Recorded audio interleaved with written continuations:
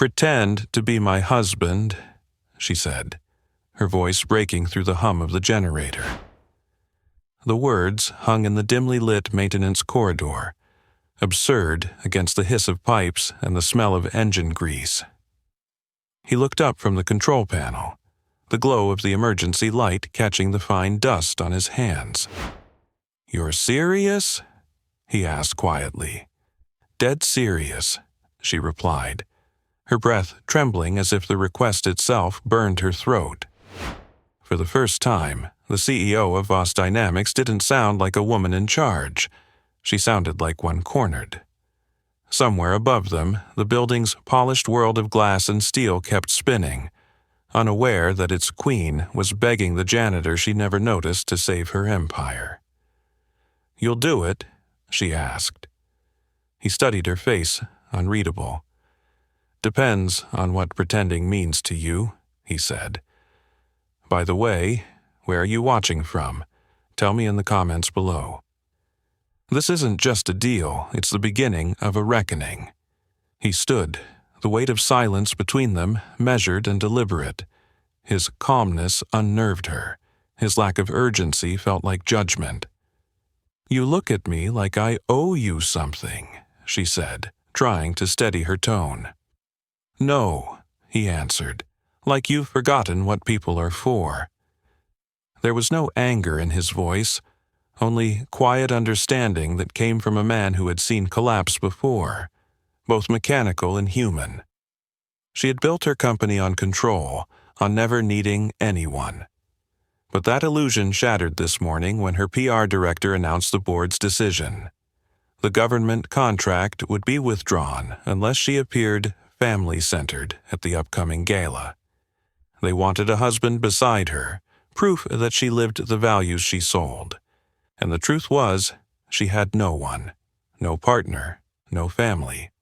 Only a spotless penthouse and a reputation slipping through her fingers. He returned to the panel, adjusted a wire, and killed the flickering light overhead. The corridor fell into half-darkness, shadows stretching like the cracks in her career. "You didn't answer me," she said, forcing confidence back into her voice. "Will you do it?" He wiped his hands on a rag and finally looked her in the eye. "I'll help you," he said, "but on one condition." Her brow furrowed. "Name it." "My daughter comes with me. You'll treat her as family, not a prop for your cameras." The sentence hit her harder than any rejection ever had.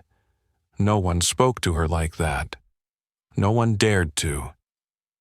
For a moment she wanted to laugh, to remind him who she was, but the steadiness in his tone silenced her impulse.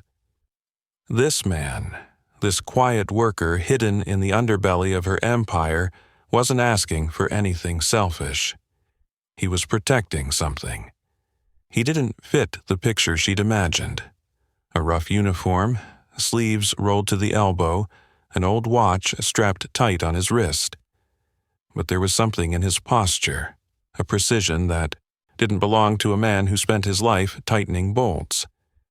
He didn't just move, he assessed, like someone trained to think 3 steps ahead.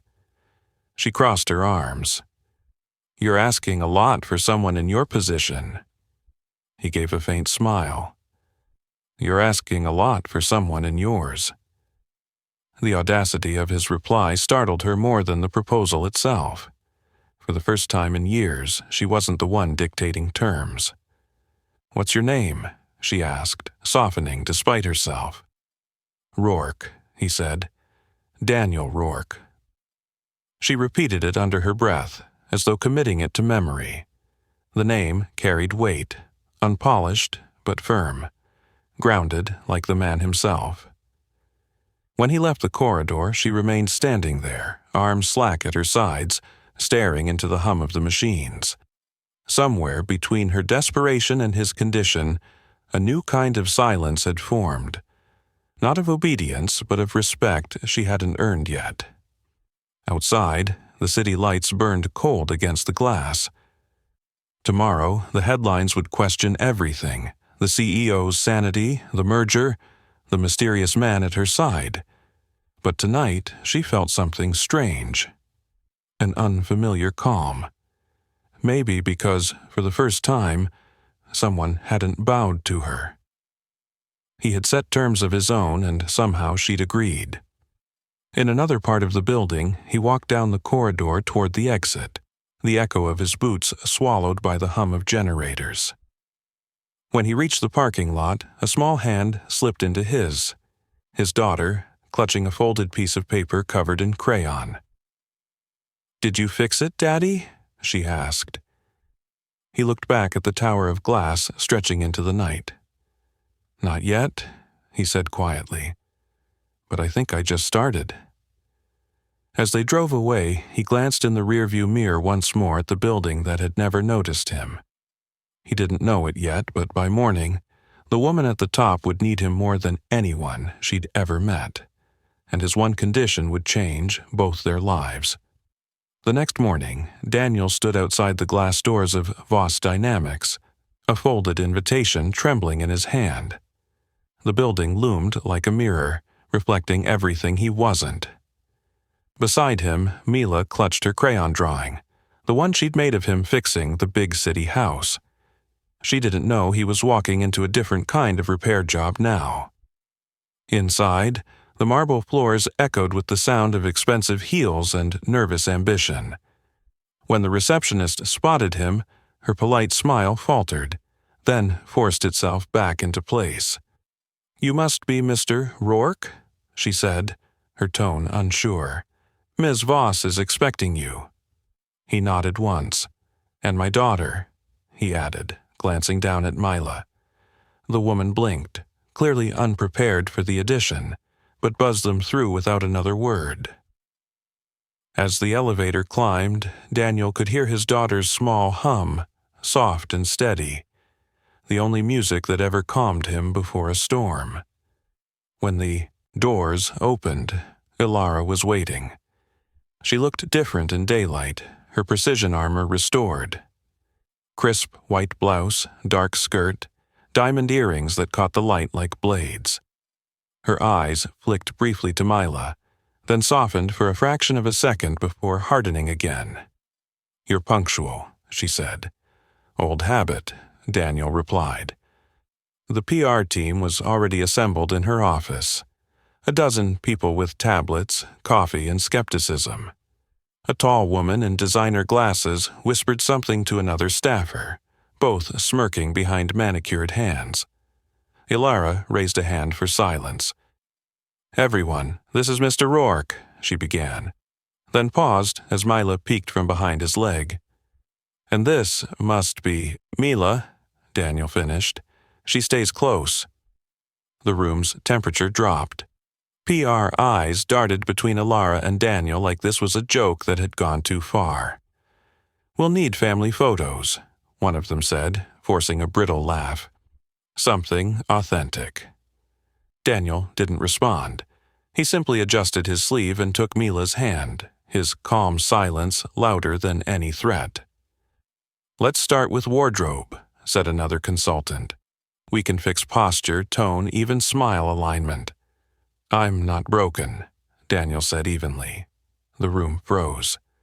Ilara's lips twitched, something between irritation and reluctant admiration. Mila tugged at his sleeve. "Daddy, can I draw?" she whispered. "Of course," he said. She climbed onto a chair in the corner, laying out her crayons. Within minutes, color began bleeding into the sterile boardroom air, tiny pink hearts on a paper labeled "My Family."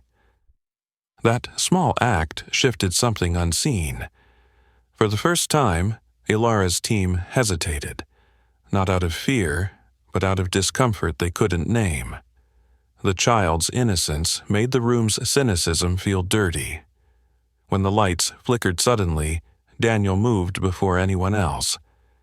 He crossed to the corner panel, pried it open, and reset the breaker in one precise motion. The screen blinked back to life. "We'll need to check the secondary wiring on this floor," he murmured. Ilara blinked, startled. "You know this system?" "I installed it 3 years ago," he said. The silence that followed was heavy.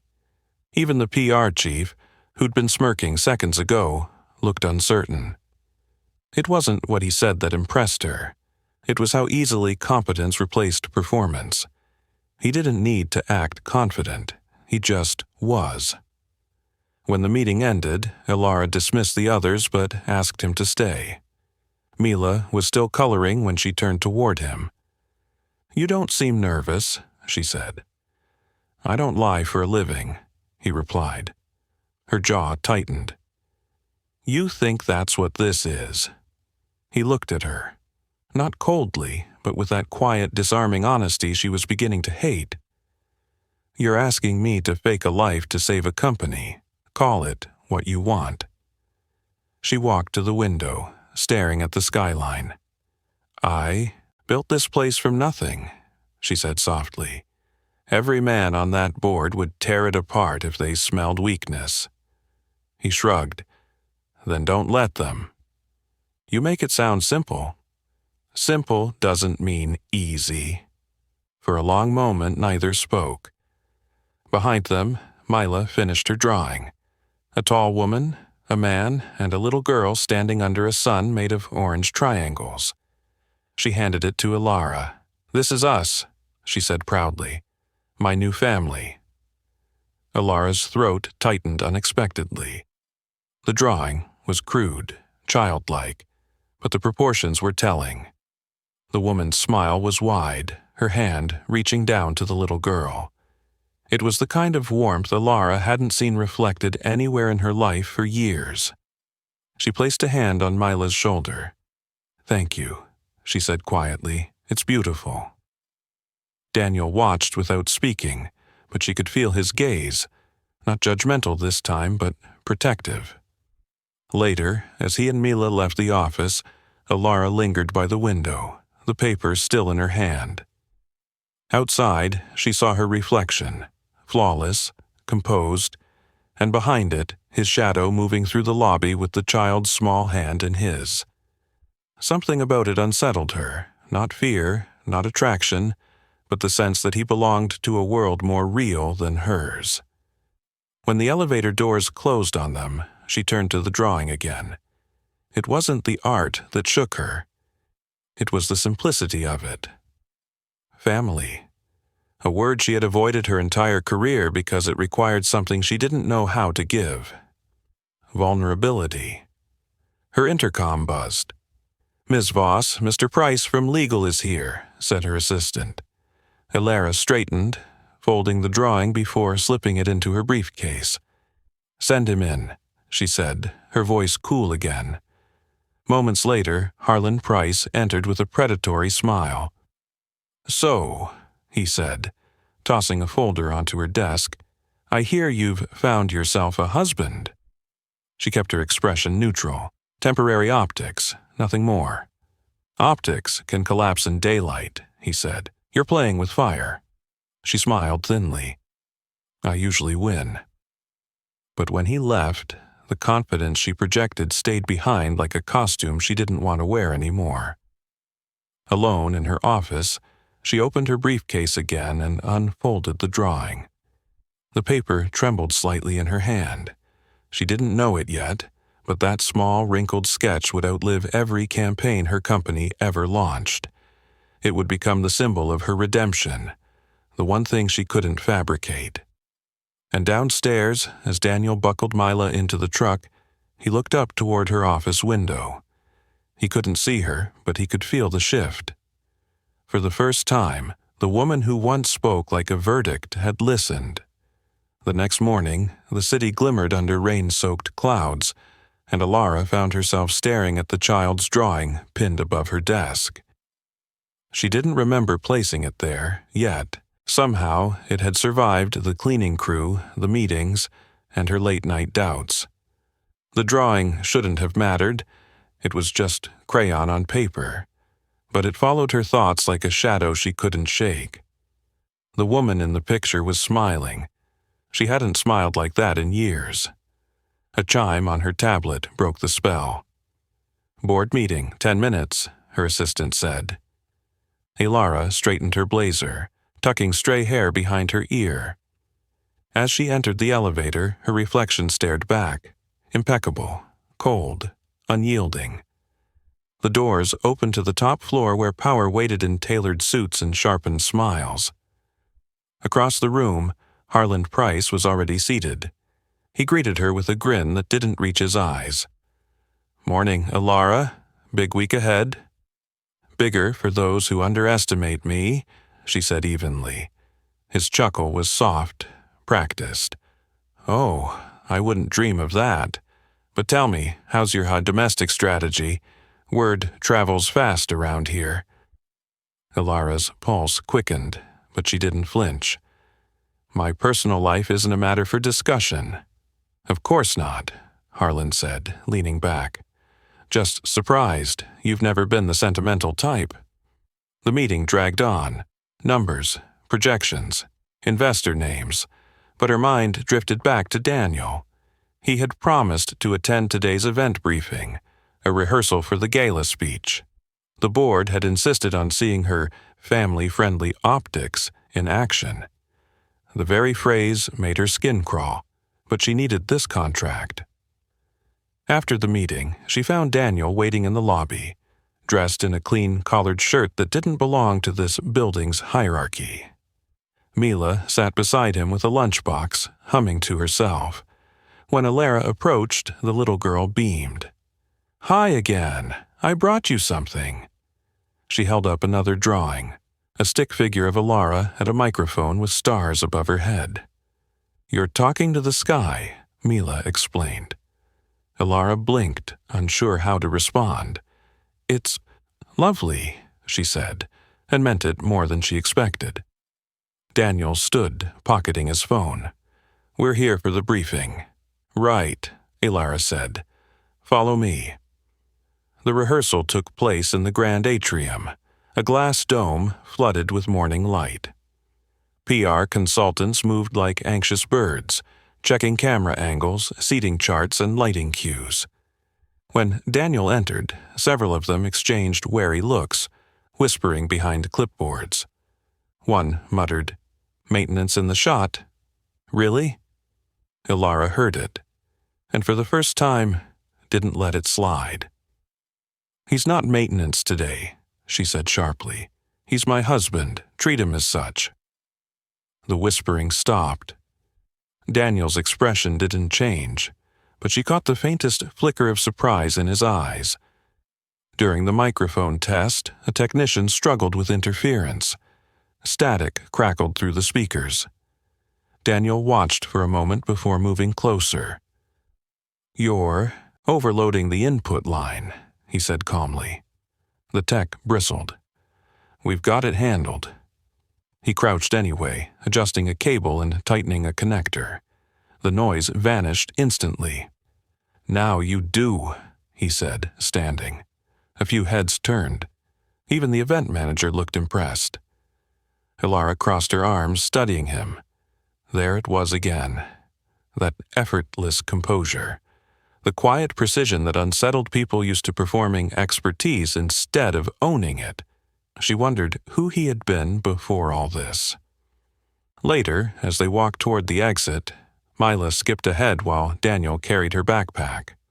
"You didn't have to defend me in there," he said. "I didn't do it for you," she replied. "I did it because they work for me, and I don't tolerate mockery." "Still," he said, "thank you." They stopped by the glass railing overlooking the city. "You don't like help, do you?" he asked. "I don't need it," she said automatically. He smiled faintly.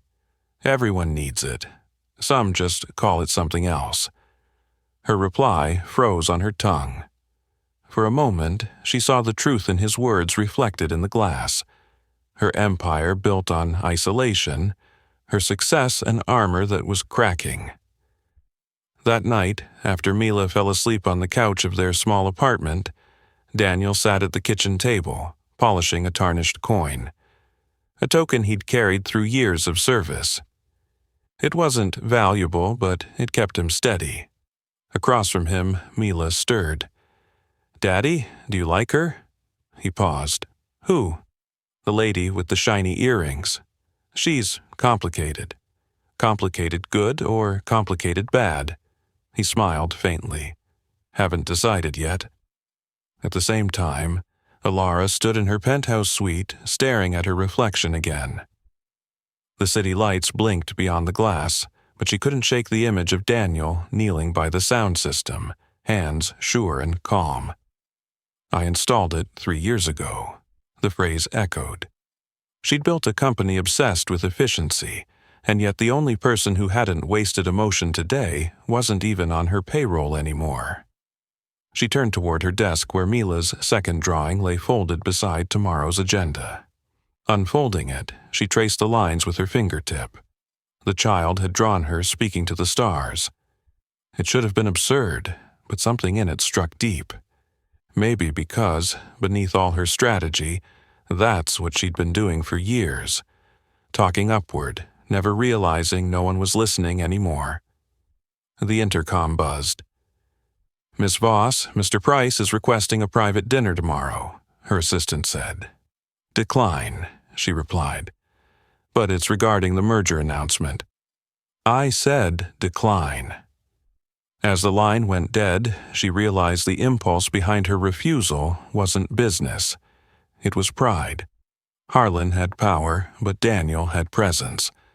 The kind that couldn't be bought or faked. She wasn't sure which one frightened her more. Down on the street, a storm gathered over the skyline, thunder rippling like an omen. Daniel locked the coin back into its case, checked on his daughter, and glanced toward the same tower of glass. Their worlds were divided by wealth and walls, but both of them were beginning to feel the same quiet shift. A sense that their arrangement was no longer just about saving face. It was about rediscovering something neither had trusted in years. Truth. The thunder that rolled through the night left the city washed and gleaming by morning. Inside the Voss Dynamics Tower, the glass reflected a sky so pale it looked fragile, like it might shatter if someone spoke too loudly. Alara arrived earlier than usual, and found herself walking through the corridors without purpose. The building felt different now, not the empire she'd built, but something alive, awake, watching her. Maybe it was guilt. Maybe it was Daniel's voice still echoing in her head. Everyone needs help. Some just call it something else.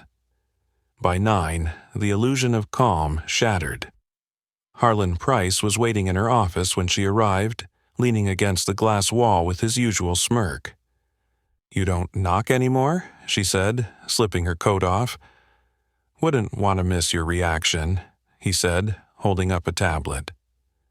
The screen displayed an image from the previous day's rehearsal. Alara beside Daniel, Mila coloring in the corner. The caption read, "Voss Dynamics, Family Act. Investors, ask if it's real." Her stomach twisted. "Where did you get this?" "Public leak," he said easily. "Someone on your PR team has a sense of humor. You should vet them better." She crossed her arms. "If you came to gloat, make it quick." "Oh, Alara," he said, lowering his voice. "I came to warn you. You built your reputation on perfection. One crack, and this," he waved the tablet, "becomes your whole story." She forced a thin smile. "I'll manage it. Will you?" His gaze sharpened. "Because people are asking who your new husband is, and some of us are curious enough to find out." Something cold slid down her spine. "He's private," she said. "That's all anyone needs to know." "Private or hiding something?" Harlan asked softly. "A man like that doesn't just appear out of nowhere. You really think you can drag a janitor into the spotlight and not have it blow up in your face?" For the first time in years, Alara's mask cracked. "Leave him out of this." Harlan's smirk deepened. "Oh, so now he's more than a prop? Interesting." Before she could reply, her assistant knocked. "Ms. Voss, Mr. Rourke is here for the system check you requested." Harlan's eyebrows lifted. Perfect timing. Daniel entered the office quietly, wearing his work jacket, eyes steady. He glanced at Harlan once, a quick assessment, the kind soldiers made before deciding if someone was a threat. "You wanted me to look at the North Power grid?" Ilara nodded. "Yes, give us a minute, please." But Harlan stepped forward. "No need, I was just leaving." He extended a hand toward Daniel. "Harlan Price, Vice President, Legal Affairs." Daniel didn't take it. "Engineer?" he said flatly. Harlan let the rejection hang in the air, then chuckled. "Strong handshake you've got there for someone who doesn't use it." When the door finally closed behind him, Ilara exhaled slowly. Daniel turned toward her. "He's fishing." "I know," she said. "He's always fishing." "And if he digs deep enough?" She hesitated. "He'll find your military record." He met her gaze. "Then he'll know why I don't play games." For a moment, neither moved. Outside, the rain began again, soft against the glass. "You should be careful," Daniel said. "He doesn't strike me as the kind who warns twice." "I don't need protection," she said automatically. He tilted his head. "Then why am I here?" That question followed her all day. Through meetings, calls, endless signatures, his voice echoed like a metronome beneath her thoughts. When the evening came, she left her office and took the service elevator down instead of the executive one. The air in the maintenance levels was heavy, alive with the hum of machines. She found him there, calibrating a control board, sleeves rolled up, precision in every motion. "You were right," she said, leaning against the doorframe. "He's digging." Daniel didn't look up. "Let him." "You're not worried?" "No." He tightened a bolt and wiped his hands. "He'll find what I want him to find." Her brow furrowed. "You set something up?" He met her eyes then, calm and deliberate. "I don't like surprises. I keep records too." For a heartbeat, she saw something behind his composure, an echo of the man he used to be. Not an engineer, not a janitor, but someone used to handling pressure that broke others. "You were military intelligence," she said quietly. He didn't confirm or deny it. "Once." Ilara stepped closer. "Why this job? You could have done anything." He shrugged. "After what I saw, I wanted quiet. My daughter deserved peace." She studied him, seeing him for the first time as more than a tool for PR recovery. "You think peace is earned?" He wiped the grease from his hands.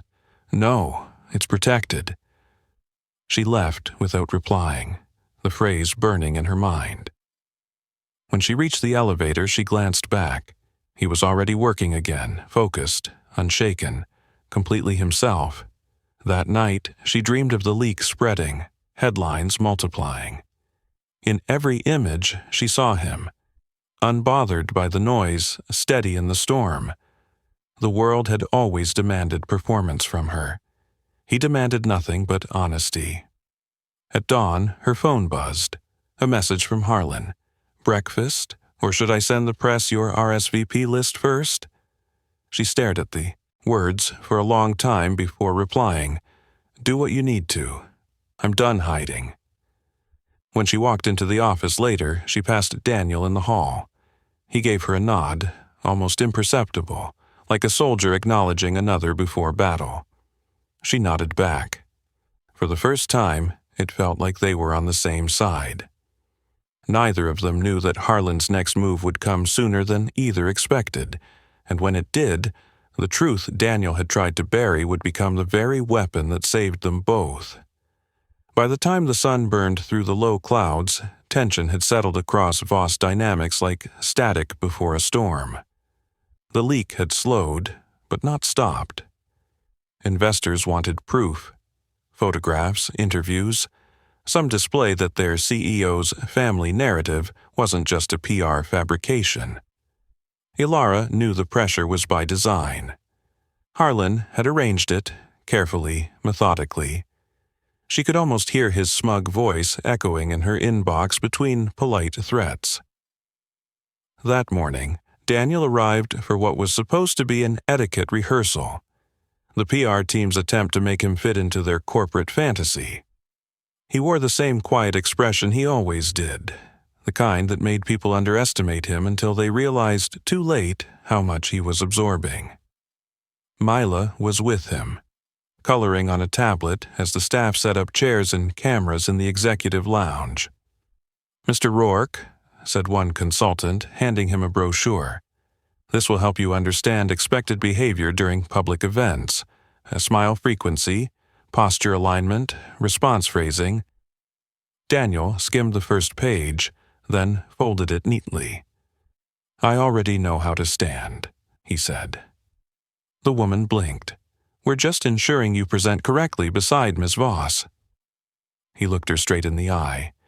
"You mean beside the woman I'm pretending to be married to?" A few people laughed nervously. Ilara didn't. She'd walked in just in time to hear it, and the steel in his tone caught her off guard. "That's enough," she said. The room fell silent. "He's not here to play dress-up for your comfort. We have a presentation to prepare. Get back to work." When the staff dispersed, Daniel turned to her. "You didn't have to step in." "Yes, I did," she said. "They work for me." "And you care what they think?" Her voice softened. "I care how they treat people." It surprised her how much she meant it. The rehearsal began. Daniel was coached on small gestures, hand placement, walking speed, how to turn toward the camera during introductions. He followed instructions, never complaining, but there was a quiet defiance in the way he carried himself, like a man humoring a child's game. Every so often, his gaze flicked to Mila, who grinned proudly from her seat.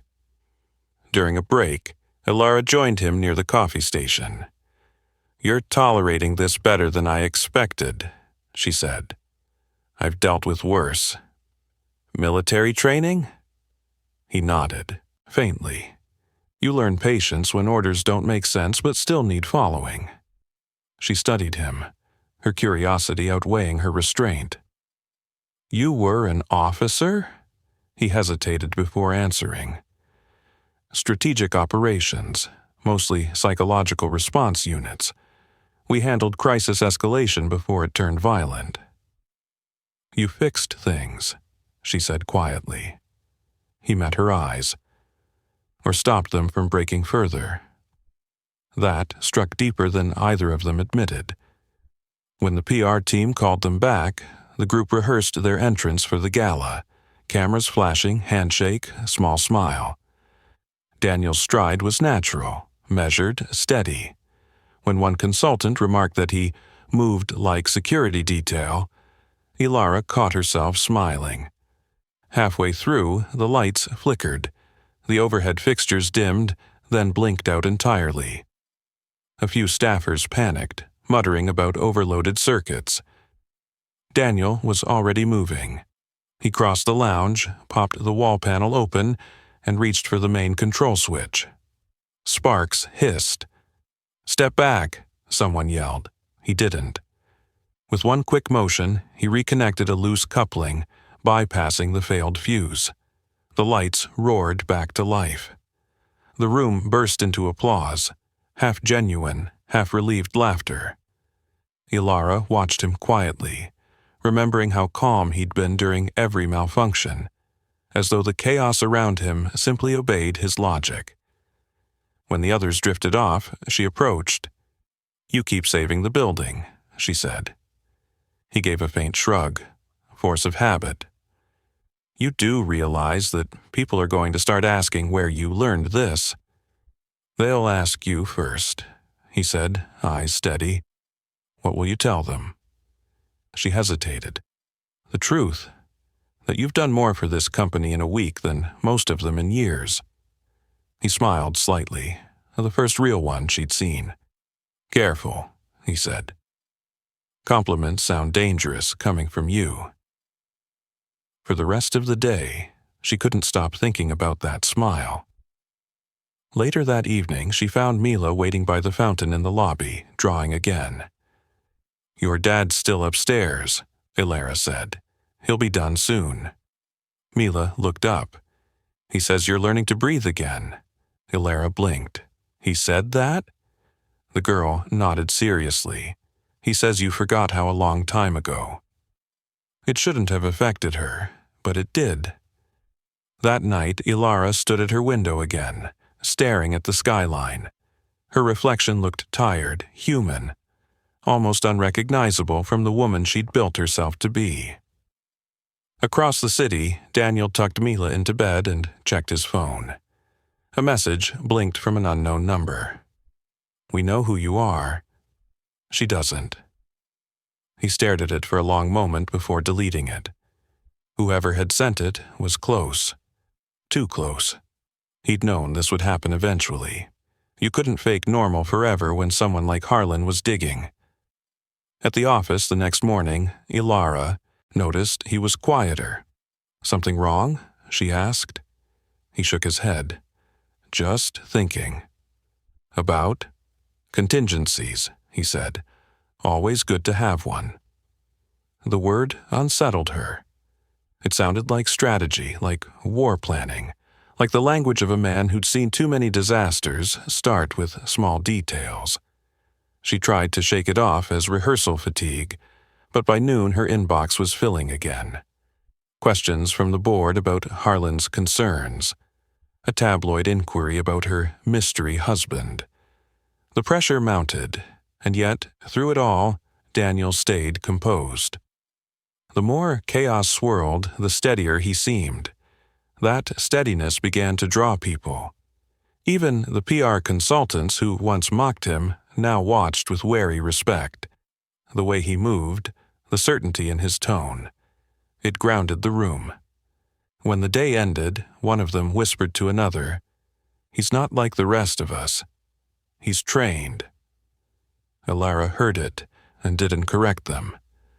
For the first time, she wanted them to wonder. The next morning began with a stillness that felt wrong. The tower was quiet, too quiet for a weekday. Ilara noticed it the moment she stepped off the elevator. Hushed voices, the faint hum of servers, the tension that clings to walls before bad news arrives. Her assistant met her halfway down the corridor. "Miss Voss," she whispered, "there's something you should see." In her office, a printed photo lay on her desk. It wasn't one of her usual tabloid shots. It was security footage, grainy, time-stamped, showing Daniel in the maintenance bay talking to a man she didn't recognize. The caption beneath it, scrawled in red marker, read, "Do you really know who you hired?" Ilara's stomach tightened. She didn't need to ask who had sent it. Harlan's fingerprints were all over this kind of provocation, half-truths designed to fester. She picked up the photo, studied the angle, and forced her voice steady. "Get me Rourke." When Daniel arrived, his expression was unreadable. He saw the photo immediately. "You think this means something?" he asked. "I think it means someone wants it to," she said. "Who is he?" He glanced once, then looked away. "Old contact, former unit." "Military?" "Yes." For a moment, neither spoke. The hum of the air vents filled the silence between them. "Why didn't you tell me?" she asked quietly. "Because you didn't ask." "I didn't think I had to." There it was. The edge, sharp and immediate. Two people used to control, each resenting the other for breaking it. Daniel finally exhaled. "He came here yesterday, said Harlan's people are digging deeper than you think. You're not the only target." Her eyes narrowed. "You mean they're coming for you, too?" He nodded once. "Someone wants me discredited before I can protect you." The words hit harder than she expected. "Protect me? I don't need—" "Yes, you do." He interrupted, quiet but firm. You just don't want to admit it." Before she could reply, her phone buzzed. Another message, this time from the board. Emergency press briefing scheduled for Friday. Attendance mandatory. The gala was 3 days away. If this leak spread, everything they'd built, every scrap of credibility, would unravel in public. She dropped into her chair, rubbing her temples. "He's trying to corner me," she said. Daniel nodded. "He wants you reactive. People who chase fires forget to see the ones being lit behind them." "Then what do we do?" He smiled faintly. "We stop chasing." That afternoon, he disappeared into the lower levels of the building. She didn't ask where, but when she returned to her office hours later, there was a message waiting for her on her monitor. North Grid stabilized. Surveillance rerouted. You're secure now. It wasn't signed, but she knew the author. When she found him in the sub-basement, he was surrounded by open panels and tangled wires, a faint buzz of electricity filling the air. "You're rerouting power?" she asked. "Power and data," he said without looking up. "The person feeding Harlan's leaks is using internal terminals. I'm tracing which one. You're hacking my own company? I'm protecting it." She wanted to be angry, but what she felt instead was relief. The quiet authority in his movements, the surety of every motion. It was impossible not to trust him. "Why are you really doing this?" she asked. "For Mila," he said simply. "And maybe for you. You remind me of every commander who thought they didn't need a second set of eyes until it was too late." She folded her arms, but her voice softened. "You think I'm reckless?" "I think you're brave," he said, glancing up. "But bravery's useless without someone to cover your blind spot." Something unspoken settled between them. The silence stretched, charged and fragile. For the first time, she saw the man behind the composure, the soldier who had carried too many burdens and asked for none to be shared. When the systems rebooted, the screens around them flickered to life. A list appeared, log entries, timestamps, IP traces. At the top, access point, legal affairs, authorized user, Harlan Price. She stared at it, her pulse quickening. "You have proof?" He nodded. "Enough to show the board he's sabotaging his own company. If we go public, it could trigger an internal review. The merger might collapse. Or," he said, "you could control the narrative before he does." For a long moment, she just looked at him. Every instinct told her to deny, deflect, delay, but Daniel wasn't offering manipulation. He was offering truth, raw and unpolished. And for once, that felt like power.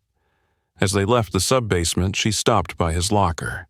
It was half open, a corner of fabric visible inside. She hesitated, then pulled it, slightly wider. Hanging there were 3 medals, worn, tarnished, but unmistakable. Below them, a folded flag rested on a small shelf. He noticed her looking. "That's not part of the job," he said quietly. "I wasn't expecting it to be." "Then why look?" "Because I wanted to understand the man who keeps fixing what I break." He studied her for a moment, then gave a single nod. "You already do." They stood there in the silence of machines and distant thunder. 2 lives that had no business intersecting, and yet had. She wanted to ask what he'd lost to earn those medals, what it had cost to leave that world behind. But before she could, her phone buzzed again. Another alert. Security cameras compromised. Level 3 access overridden. Daniel's expression hardened. "He's moving faster than I thought. Harlan? Or someone working for him. Either way, the leak isn't over. It's a test." "A test of what?" He glanced toward the ceiling, listening to the faint hum above them. "Of how far you'll go to protect what's yours." When they reached the lobby, the lights flickered once more, then steadied. Outside, the city gleamed with false calm. Ilara turned to him. "Then let's show him," she said. "I'm done reacting." He smiled, just slightly, as if he'd been waiting to hear her say that. "Good," he said. "Then it's time to plan the next move." Neither noticed Mila's drawing taped discreetly beside the elevator. 3 figures beneath the sun, holding hands. It fluttered slightly in the draft, a quiet reminder of the family they hadn't meant to build, but already had. The following morning arrived with a brittle calm, the kind that breaks too easily. The city's pulse was steady, but inside Voss Dynamics, everything was on edge. Ilara had called an early meeting with her senior staff to announce the gala's final preparations. The leaked footage, the whispers, the mounting questions, all of it had to be neutralized in 48 hours. On paper, the solution was simple: control the narrative. But control had a way of slipping when truth began to surface. Daniel watched from the back of the room as the team reviewed camera angles and speech timings. He wasn't supposed to be there, not officially, but Ilara had insisted. "Optics," she'd said. But he understood what she really meant. Trust.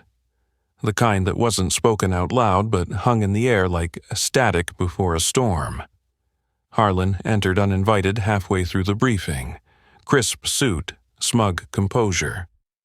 "Hope I'm not interrupting," he said, taking a seat without asking. The staff glanced nervously at Ilara. She gave a tight smile. "You're always interrupting, Harlan. Why stop now?" He chuckled. "Just wanted to see the happy couple in action before Friday. The press can't stop talking." His gaze flicked toward Daniel. "Mr. Rourke, how's life above your pay grade?" Daniel didn't blink. "Quieter than you'd think," he said. The evenness of his tone only deepened Harlan's grin. "Good. Let's keep it that way," Harlan said, leaning back. "Wouldn't want any surprises during the gala broadcast." Ilara's jaw tightened, but Daniel touched her arm, barely a motion, just enough to signal "don't bite." His calm steadied her like gravity. Harlan noticed, and his smirk faltered for the briefest moment. Then he stood. "Well, don't let me stop the rehearsal. I'll see you both Friday night, front row." When the door shut behind him, the room exhaled. Ilara turned to Daniel. "He's daring us to make a move." "He's expecting anger," Daniel said. "Let him have patience instead. It'll confuse him more." That afternoon, while Ilara attended investor calls, Daniel disappeared into the building's lower systems again. The IT staff had begun to trust him, partly because he fixed things without fanfare, partly because he never demanded credit. In the surveillance lab, he rerouted a few more feeds and locked down the server logs. Mila's drawing still hung by the elevator, a small flash of color in a gray world. Every time he saw it, he remembered why he was doing this. When Ilara returned to her office that evening, Daniel was already there, standing by the window. "He's setting a trap," he said. "I assumed that," she replied. "No," he said, turning toward her. "He's counting on you to panic in front of the board. The gala's being live-streamed. Every word, every hesitation, it'll go to investors before you can spin it. He's betting on exposure." She crossed her arms. "Then we expose him first." "That's the plan," he said. "But if we go public, you need proof that's undeniable, something visual, something live." Her brow furrowed. "What are you suggesting?" He stepped closer. "A controlled reveal. During the event, I'll trigger the internal feed. Harlan's own server access will display on the main screen. The audience will watch him sabotage himself." She stared at him. "You can do that?" "I can do it," he said, "but it'll paint a target on me, too." Her voice softened. "Why risk that?" He smiled faintly. because some things are worth cleaning up properly. There it was again, his strange mix of humility and precision, the language of a man who fixed the world without asking for applause. For a long moment, Ilara just looked at him. He wasn't supposed to matter this much, but somehow, between the lies and leaks, he had become the only thing in her world that still felt real. That night, they stayed late, reviewing seating charts and stage schematics. Daniel moved through logistics like a tactician mapping terrain. "If the ambush comes, it'll come from visibility," he said, marking the stage perimeter. "He'll want witnesses, so we turn them into jurors." "You make it sound like a battlefield," she murmured. He looked up, eyes steady. "It is, just one, fought with microphones instead of rifles." When the building emptied, Ilara poured 2 cups of coffee and leaned against her desk. "You always seem ready," she said, "like you've lived this before." "I've lived worse," he replied. "Does it ever stop?" "What?" "The instinct to prepare for disaster." He shook his head. "No. You just learn to hope the next one doesn't take someone you care about." The silence that followed was different this time, thicker, personal. She set her cup down. "If this goes wrong Friday—" "It won't," he said. "But if it does—" He met her eyes. "Then I'll take the hit. You keep your company." "That's not a trade I'm willing to make." "You don't get to choose," he said quietly. "Not this time." The way he said it left her breathless. Later, as he walked her to the parking level, they passed Mila's drawing again. She smiled when she saw Lara looking at it. "She added the sun," he said. "Said you needed more light in your office." Ilara laughed softly. "She's not wrong." "She usually isn't," he said, smiling. The elevator arrived with a chime. She hesitated before stepping in. "Be careful tomorrow," she said. "I always am." "No," she said, holding his gaze. "This time, I mean it." When the doors closed, he stood for a long moment, watching the empty reflection. Behind his calm, his mind was already moving through contingencies, security sweeps, signal blockers, data relays. He'd seen men like Harlan before, men who believed power made them untouchable. But corruption always left fingerprints, and Daniel had already found where Harlan's were buried. As he walked back toward the control room, the building lights dimmed for the night cycle. Somewhere above, Ilara was still awake, memorizing the speech that could save or destroy her. And in the quiet hum of generators and circuits, Daniel began the silent work that would decide whether truth or manipulation would rule the next 72 hours. He didn't realize it yet, but the final test wasn't coming from Harlan. It would come from the moment the truth went live, and the world learned who Daniel Rourke really was.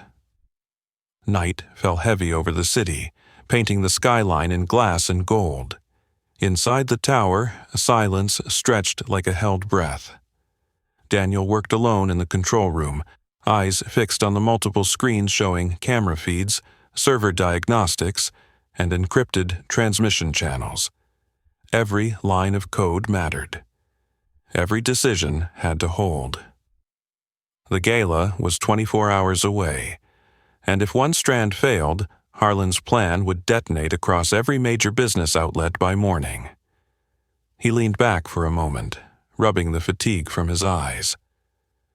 The hum of the servers reminded him of old nights in field command. Quiet before deployment. Tension thick enough to hear your own pulse. He'd sworn those days were behind him, and yet here he was, using the same instincts, the same training, to defend something entirely different.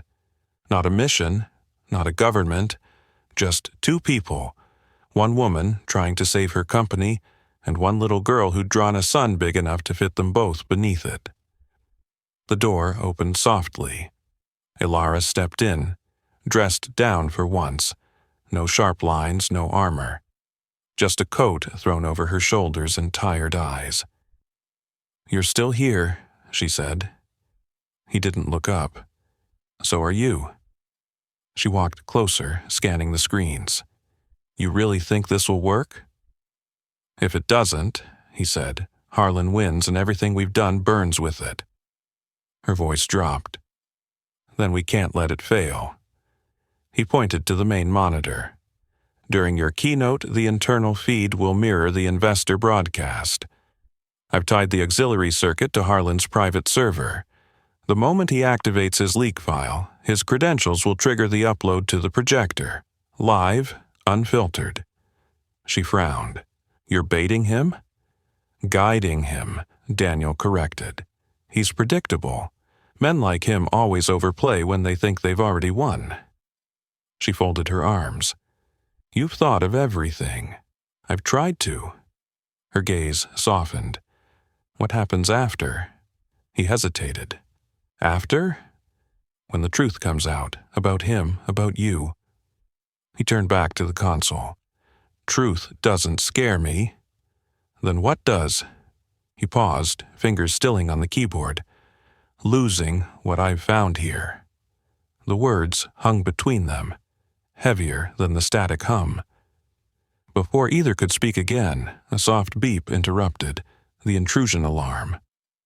Daniel spun the monitor. One of the basement access doors had just been forced open. "Stay here," he said. "Daniel, stay here." He moved fast, cutting through the lower hallways, every step measured, precise. The flickering light caught a shadow slipping through the corridor. When he turned the corner, he saw two figures in suits near the server bay, corporate security, but not from their team. Harlan's men.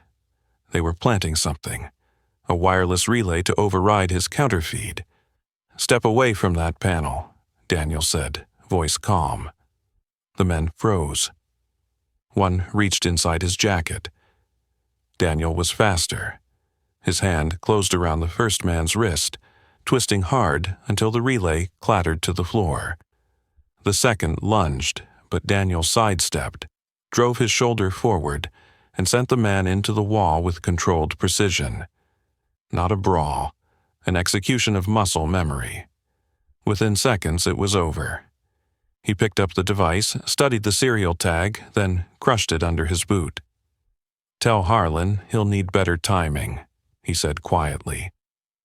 The men staggered away, humiliated. When he returned upstairs, Ilara was waiting by the door, her face pale. "You went after them. Alone? They weren't trained," he said, "just sent to scare me." "You could have been hurt." He smiled faintly. "That's new, concern from the CEO." She glared. "Don't joke." "I wasn't." She stepped closer, searching his face. "You don't even hesitate, do you?" "I learned hesitation gets people killed. That wasn't a battlefield." He met her eyes. "Everything is if you look closely enough." For a long moment, the room felt smaller, the air charged.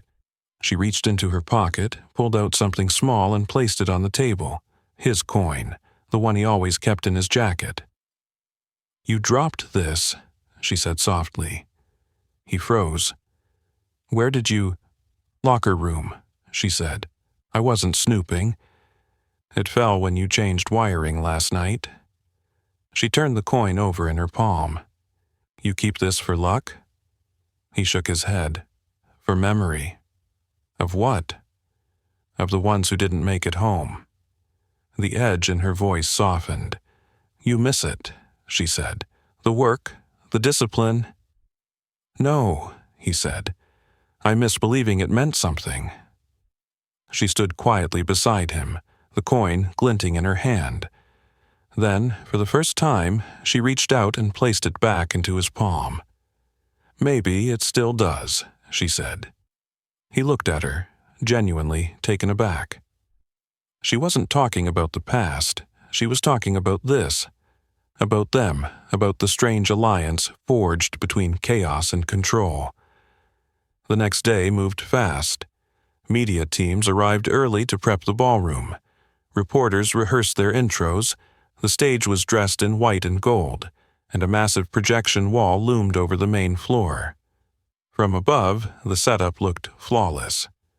But Daniel saw the patterns, the exits, the blind spots, the power grid alignments. It was a battlefield of optics and timing, and he was its unseen architect. When Alara joined him for the final walkthrough, he handed her a small earpiece. "Stay on Channel 3, he said. "If anything goes wrong, I'll see it first." "And if it doesn't?" He allowed a faint smile. "Then no one will ever know how close it came." Before she left, he added, "Alara, whatever happens tomorrow, don't apologize for fighting back." "I'm not planning to." "Good," he said, "because men like Harlan count on silence. You speak, he falls." That night, when the tower finally went dark, Alara sat alone in her office, gazing at the skyline.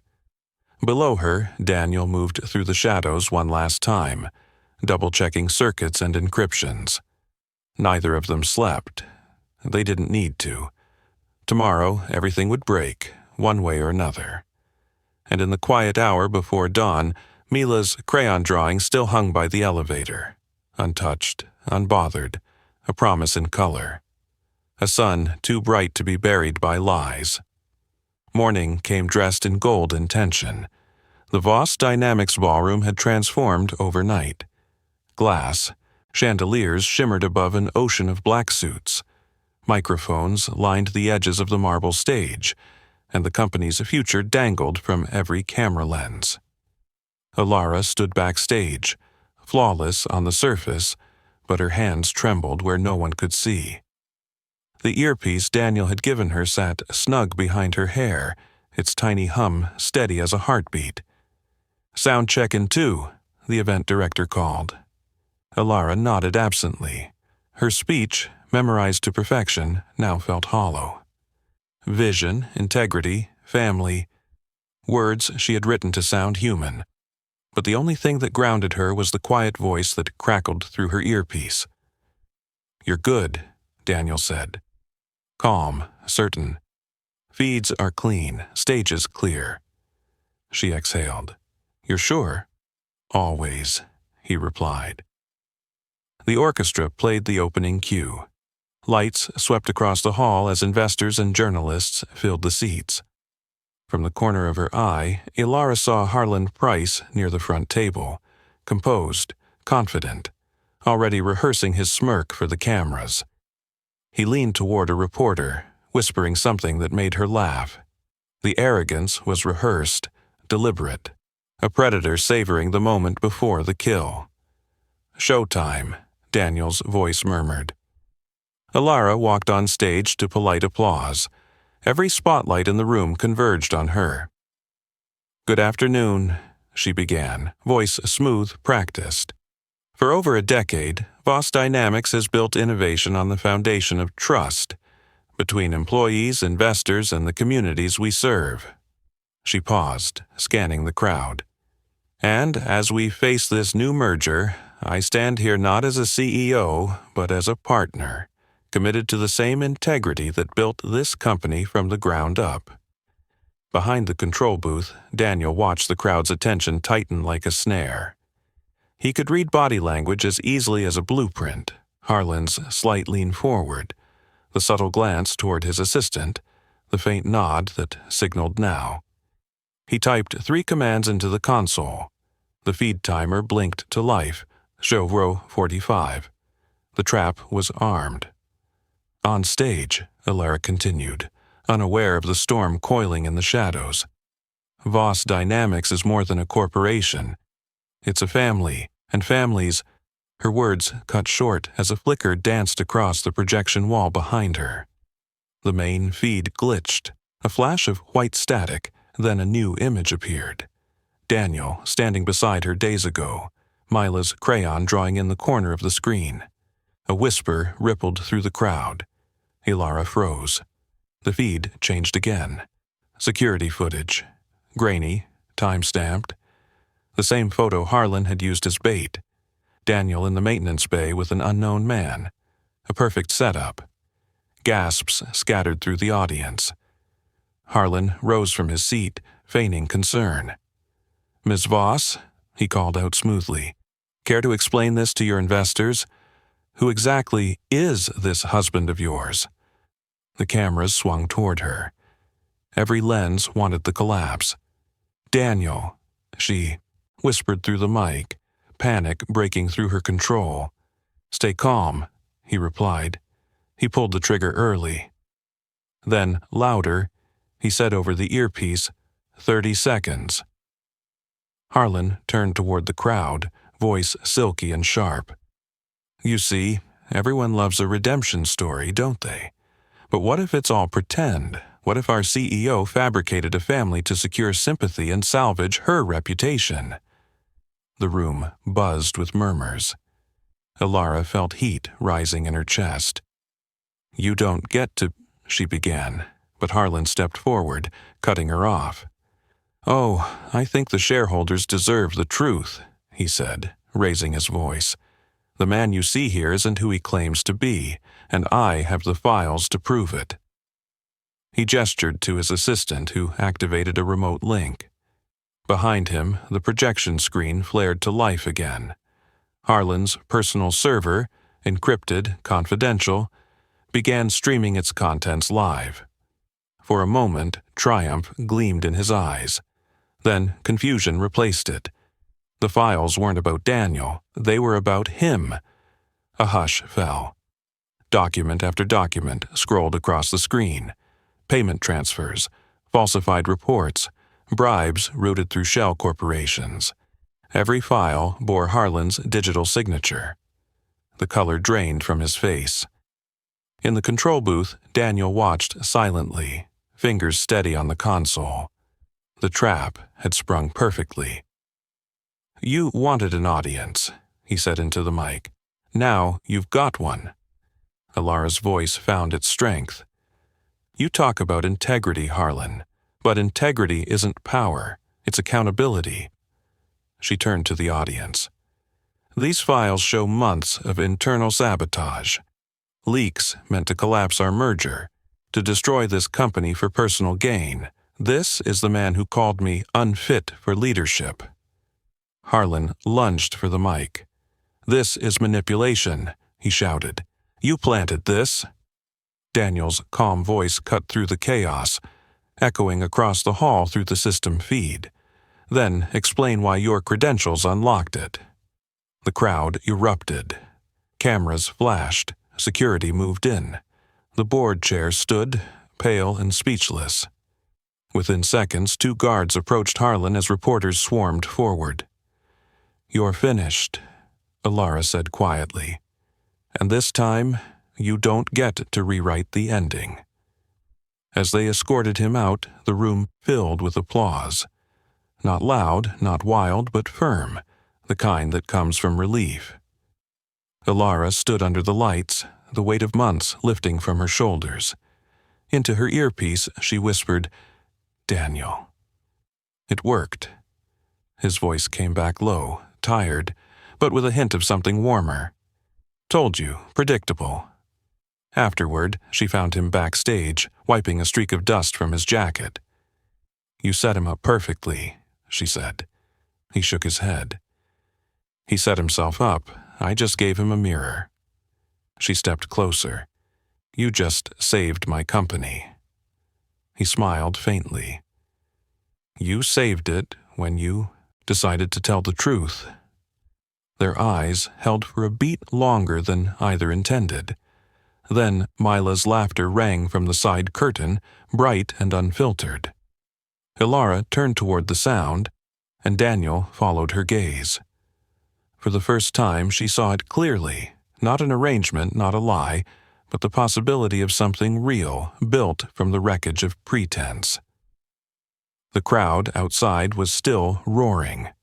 The world believed they'd seen a scandal. What they'd witnessed instead was something rarer. Redemption caught on camera. The ballroom emptied slowly, its chaos leaving behind an almost sacred silence. Reporters swarmed the lobby, their voices rising and fading like surf. But inside the main hall, only 3 people remained, Ilara Daniel, and Mila. The child sat on the edge of the stage, swinging her legs, humming softly to herself while her father spoke quietly with the security team. Cameras had stopped flashing. The lights dimmed. What lingered now wasn't noise. It was aftermath. Ilara stood at the podium, staring at the faint reflection of her face in the glass teleprompter. The words she'd planned to say, about innovation, about trust, sounded hollow now. None of it mattered. What mattered was what had just happened, a public execution without blood, orchestrated by a man who never raised his voice. "You could have ruined him quietly," she said finally, turning toward Daniel. "You didn't have to do it live." Daniel glanced up from the table where he'd set his laptop. If it wasn't live, it wouldn't have been believed. "He'll lose everything," she said softly. "He earned that," Daniel replied. "You know it." She did. But the way he said it, without pride, without satisfaction, made her wonder if he saw this as victory at all. Security approached, handing her a tablet. "The board is requesting an immediate statement," one guard said. "They want to know your next steps." Ilara sighed. "Tell them I'll address it in the morning." Daniel nodded slightly, approving the delay. "You need rest," he said. She looked at him, half smiling. "And you need to stop giving me orders." "I only give advice," he said, deadpan. "You're the one who keeps taking it." She almost laughed, but exhaustion pulled at her. The last few hours had been a blur, a fall, a rescue, and now the strange stillness that comes after survival. Mila hopped down from the stage and ran toward her. "Miss Voss, Daddy says you were brave." Ilara crouched, surprised. "He said that." Mila nodded, beaming. "He said brave people don't yell. They just do the right thing, even when it's scary." Something in her chest tightened. She looked up at Daniel, who had turned away, embarrassed by his daughter's honesty. "Come on," Ilara said gently. "Let's get you both home." They left through the service corridor to avoid the press. The hallway lights buzzed faintly, casting long shadows. Daniel carried Mila, asleep against his shoulder, her small hand clutching the corner of his collar. Outside, the rain had begun again, turning the streetlights into halos. At the car, Ilara hesitated. "You'll be back tomorrow?" He nodded. "If your building's still standing." "It is," she said, "because of you." He shook his head. "Because of truth." Then quieter. "That's harder to protect than steel." She wanted to ask what he meant, but he'd already closed the car door and started the engine. The tail lights disappeared into the wet dark, leaving her alone beneath the awning. The noise of the city dimmed by rain. By morning, her inbox was full. Messages from investors, news outlets, even government departments. The headlines were relentless. Corporate coup exposed live. CEO vindicated after public reveal. But beneath the praise, a different thread was forming. Curiosity. Who was the man beside her? She should have ignored it. Instead, she called him. "You're trending," she said when he answered. "That's not good," Daniel replied. "Attention never is." "Too late," she said. "People want to know who you are." He paused. "And what did you tell them?" "That you're the one person who didn't want anything from me." Silence. Then a soft exhale. "That might be the nicest lie anyone's told about me." "Is it a lie?" He didn't answer. Later that day, the board convened a closed session. Every member attended except Harlan. The chairwoman addressed the room. "Ms. Voss, you've restored our public credibility," she said. "But this company needs stability. The man who uncovered this scandal, can he be retained?" Ilara blinked. "Retained? As a consultant, perhaps," the woman said. "Security division. Optics are excellent. People trust him." Ilara hesitated. He's not an employee. He never was. Then make him one, another board member said, for all our sakes.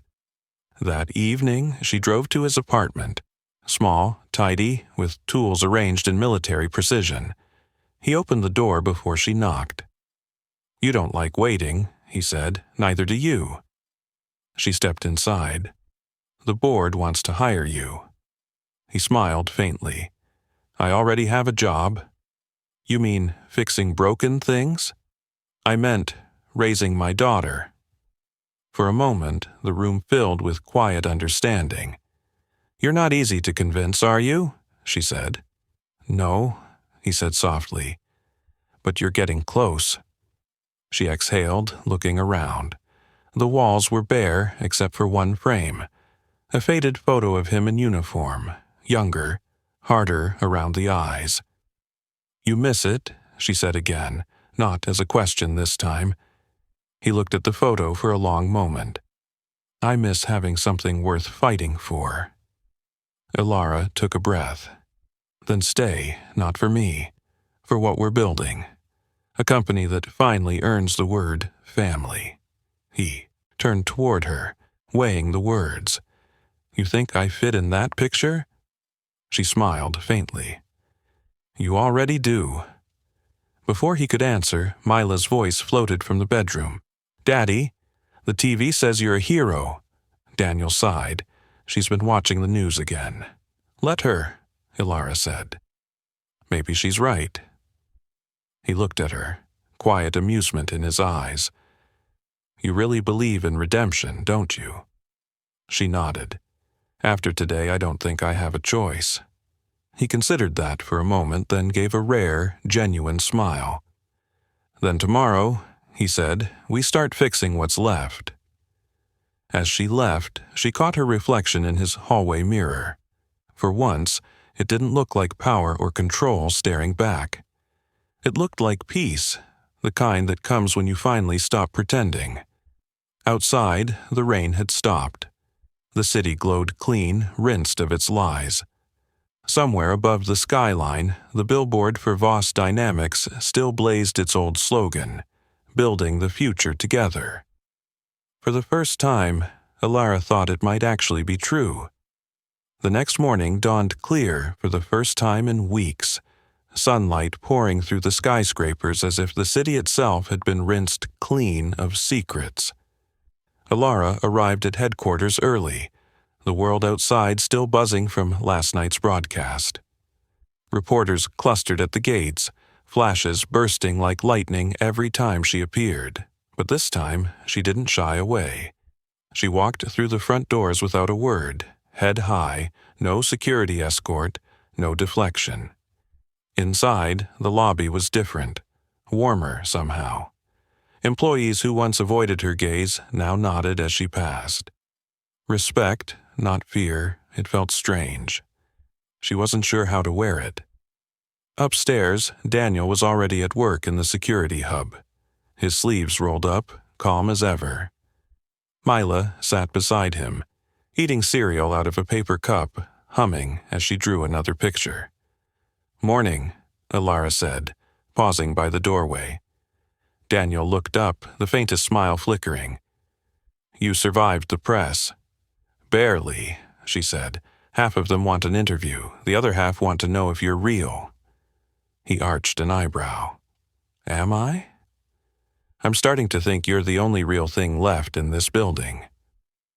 He didn't answer, but the silence between them felt easy now, familiar. Mila jumped off the chair and held out her drawing. Look, it's all three of us again, but this time we're at the tower. She'd drawn the building behind them, the sun beaming over its roof. 3 small figures holding hands. Ilara knelt beside her. It's beautiful, Mila. She added the sun again, Daniel said softly. She always adds the sun, Ilara replied. Maybe she knows we need it. They both smiled, and for a brief moment the tension that had wrapped their lives loosened. But peace never lasted long in places built on ambition. By noon, the boardroom was full again. Investors, department heads, and the chairwoman filled the long glass table. "Ms. Voss," the chair began, "the fallout has been extraordinary. Positive for once. You've restored investor trust, secured media sympathy, and exposed internal corruption." "That's good to hear," Ilara said. "It's better than good," the woman continued. "It's historic, which is why we've voted unanimously to renew your leadership through the merger." Applause followed, polite but genuine. Still, Ilara didn't smile. "And Harlan?" she asked. "Under investigation, he's finished," said the chairwoman. "But his absence leaves an opening. We'd like your recommendation for his replacement." Ilara hesitated. She already knew who she wanted to name, but she also knew how absurd it would sound in this room. "I'll submit a proposal," she said finally. When the meeting ended, Daniel was waiting in the hallway, arms crossed, quiet. "Let me guess," he said. "They want to promote someone who can be trusted." She looked at him, expression unreadable. "I told them I'd think about it." He tilted his head. "Don't? Why not?" "Because you already know." She laughed softly. "You assume too much." "No," he said. "You think too much." They rode the elevator down together in silence. On the ground floor, employees lined the lobby. Unplanned, spontaneous applause. Someone shouted, "Thank you, Ms. Voss," and others echoed it. Ilara froze for a moment, startled by sincerity she wasn't used to. Daniel stood a few steps behind, half hidden in the crowd, watching. When she turned toward him, his expression was neutral, but his eyes weren't. Later, in her office, she drafted the email. Board recommendation. Director of Corporate Integrity, Daniel Rourke. She stared at it for a long time before hitting send. That evening, she invited him back to the penthouse. Not for business, not for strategy, but for dinner. He hesitated at her door, Mila clutching his hand. "Are you sure about this?" he asked. "I owe you both more than a thank you," she said. "Besides, I thought the little artist deserved to see the view from the top."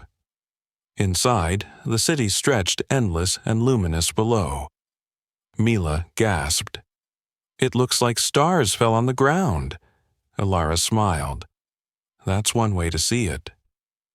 Dinner was simple. Takeout containers, mismatched plates, laughter filling spaces that once echoed with silence. Daniel didn't talk much, but his presence anchored the room. Mila's joy made everything human again. After she fell asleep on the couch, Ilara poured 2 cups of coffee and handed one to him. "They offered to make you a department head," she said. He blinked. "They what?" "Corporate Integrity Division," she said. "Permanent position, full benefits, leadership rank." He set the cup down. "You recommended me." "I did." "Why?" "Because you built the integrity they're talking about." He leaned back, studying her. "You know I don't belong here." "You belong exactly where people think you don't," she said. "That's what makes them honest." He was quiet for a long time, staring out the window at the sprawling city lights. "I'm not good at staying in one place," he said finally. "You don't have to stay," she replied. "You just have to choose it." That silenced him. The air between them thickened. Not uncomfortable, just full of unspoken things. She wanted to thank him, to tell him that his steadiness had changed her more than any success ever had. But before she could, he spoke again. "When I left the service," he said quietly, "I promised I'd never get pulled into another war. But what you're doing here, it's not about money, it's about rebuilding something honest. That's rare. It's also exhausting," she said with a tired laugh. "Most worthwhile things are," he replied. They sat in silence, the city murmuring beneath them. Then, from the couch, Mila stirred and mumbled, "Daddy, are we staying here?" Daniel looked at Ilara, unsure how to answer. Elara smiled softly. Only if you want to. The little girl's eyelids fluttered open just enough to see the two of them standing close. Good, she whispered, already drifting back to sleep. Something shifted in that moment. Subtle, but irreversible. When Daniel finally stood to leave, Elara walked him to the door. Tomorrow, she said, the board announcement. He nodded. I'll be there. Promise? He smiled. You've got my word. As he disappeared down the hallway, Elara leaned against the doorway, feeling the rarest thing she'd ever known. Peace that didn't come from power, but from presence. And in the quiet glow of the penthouse, Mila's latest drawing sat on the counter, half finished, 3 figures again, but this time the words underneath were different. Home. The next morning arrived with the quiet certainty of change. The city was still waking when Elara stepped onto the balcony, coffee in hand, hair loose in the wind. Below her, the streets pulsed with energy. Vans unloading, cameras setting up, reporters preparing to broadcast the company's next announcement. But inside her, everything felt still.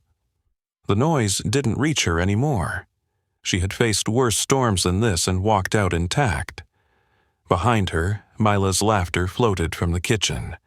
The smell of toast and something burning followed. "Daddy, the bread's black again," Daniel's voice came, patient and amused. "That means it's extra crispy." "You mean ruined?" Mila said with a giggle. Elara smiled, leaning on the balcony railing. A few weeks ago, this penthouse had been a fortress. Empty walls, perfect lines, no life. Now it sounded like a home. The contrast unsettled her in ways she didn't want to name. When Daniel appeared in the doorway, she turned.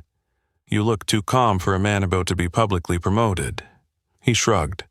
"I've faced worse reviews." "From generals?" "From toddlers," he said, nodding toward Mila, who was arranging her crayons on the marble counter. She laughed, but her smile faded when she noticed the faint tiredness in his eyes. "You didn't sleep." "I wasn't sure if this was the right call," he admitted. "Corporate politics and I don't mix well." "You're not here for politics," she said. "You're here to remind people why honesty matters." He tilted his head, a small smile forming. "And here I thought I was just fixing your power grids." "Those too," she said softly. "But mostly mine." They left together for headquarters just before 8. The board announcement would be live-streamed globally. When they arrived, the lobby was already crowded.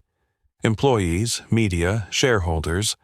But the mood was different this time. There was no hostility, no murmuring behind her back. Just quiet admiration. People clapped as she passed. Not because she was untouchable anymore, but because she wasn't pretending to be. On the top floor, Daniel adjusted his tie like a man preparing for combat he didn't want. "You still have time to back out," she said lightly. He shook his head. "You'd just follow me and talk me into it again." "Probably," she admitted. When the lights came up, she stepped to the podium. "Good morning," she began, her voice steady. "Voss Dynamics has seen its share of trials, but integrity is not about avoiding mistakes, it's about confronting them." She paused, letting the silence breathe. "Today, I'm proud to announce a new department that will ensure this company never forgets the value of truth." Daniel stood to her right, still, composed, every inch the soldier he used to be. "Mr. Daniel Rourke will serve as Director of Corporate Integrity," she said. "Because integrity doesn't come from systems, it comes from people who protect it." Applause thundered. Cameras flashed. Daniel inclined his head slightly, reluctant but respectful. He said nothing, and that silence carried more weight than any speech could have. Afterward, the board chair approached him, shaking his hand. "You're an unusual choice," she said. He met her gaze. "Unusual is usually what works." The day passed in interviews, meetings, congratulations. But by late afternoon, Alara slipped away from the chaos, needing air. She found Daniel in the lower lobby, tying Mila's shoelace while the little girl chattered about her latest drawing. "You're famous now," Alara said. "Don't remind me," he replied. Mila looked up. "Are we done saving your company?" Alara knelt. "For now." "Good," Mila said seriously. "Daddy promised we'd go somewhere with trees." Alara smiled. "Then I guess I'll have to approve your vacation." Daniel raised an eyebrow. "I don't take orders." "Consider it a recommendation," she said. He hesitated. "You should come." "With you?" "With us," he said quietly. "You've been fighting too long for something that was never meant to fight back. Maybe it's time you let the world happen without managing it." The suggestion caught her off guard. No one had ever invited her anywhere that didn't involve a strategy or profit. "Where would we go?" she asked. "Somewhere quiet," he said. "Where Mila can draw and you can forget you're a CEO for a while." She didn't answer, not with words, but the soft look that crossed her face said, "Yes." By evening, the building had emptied. The three of them stood on the terrace overlooking the city. The air smelled of rain again, but it didn't feel heavy this time. It felt like renewal. Mila handed Alara her newest drawing. The tower behind them, the three of them in front of it. But now the crayon sun had been replaced by something else. Stars. "Because now it's nighttime," Mila said. "And we're still together." Alara swallowed against the lump rising in her throat. "You're quite the artist." "She gets that from her dad," Daniel said. "She gets her honesty from him too," Alara murmured. He looked at her for a long moment, the city lights flickering between them like Morse code for unspoken things. "You changed more than your company," he said finally. "So did you," she replied. Mila tugged at their hands, pulling them toward the door. "Come on, dinner," she said. Daniel smiled. "You heard the boss?" Alara laughed softly. "For once, I don't mind taking orders." As they walked inside, the city below glowed alive again. No longer something to control, just something to belong to. Alara paused by the window one last time, watching their reflections. 3 silhouettes framed in light. She thought of the girl she'd been when all this started, powerful, distant, untouchable. Then she looked at the woman beside them now, human, present, grounded. The difference was everything. Tomorrow would bring new challenges, new demands, maybe even new battles. But tonight she didn't care. Tonight there was peace and laughter, and the faint hum of a life that finally felt like her own. She turned off the lights, leaving the skyline to glow on its own, and whispered almost to herself, "Sometimes pretending is how you start finding what's real." Subscribe and don't miss our next story. Trust me, you'll feel it. And tell me in the comments, what injustice should we tackle next?